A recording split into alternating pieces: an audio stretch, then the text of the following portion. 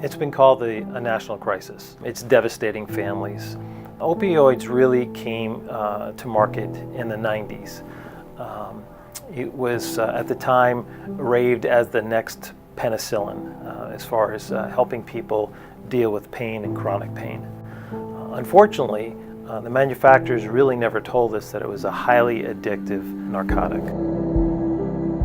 Once that prescription goes away, then they seek to gain that high in other places, and this is where you're seeing it as a gateway into heroin and some very serious, life-changing and devastating drugs.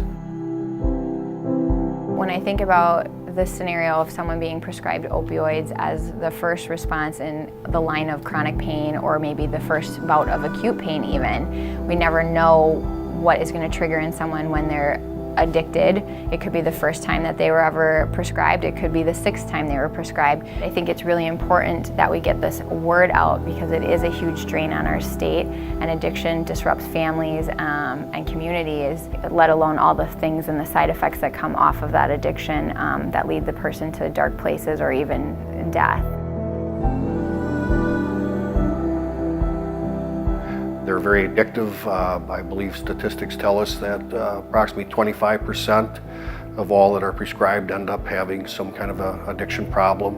My son Heath, about 8 years ago, suffered a injury, and he was prescribed oxycodone. And he told me in his own words, he said, "Dad, as time went on and he knew that he was an addict, he said, Dad, they messed up the second time I called, they prescribed Oxycontin." And he said basically that was the end. So I watched him in the last 5 years deteriorate from a beautiful marriage, 2 beautiful children, to having absolutely nothing. And on May 14th of 2016, the spring, that we found him passed away from an overdose of a bad batch of heroin that had fentanyl in it. I dealt with his addiction actively for 5 years. He had it for 8, but for 5 years, I never really fully understood the magnitude of it until he passed away. You just never think it's going to happen to you. What if you lose one of your family members because of it? What if you're the family that had what we went through? What if it was your child and you lost him because of that addiction?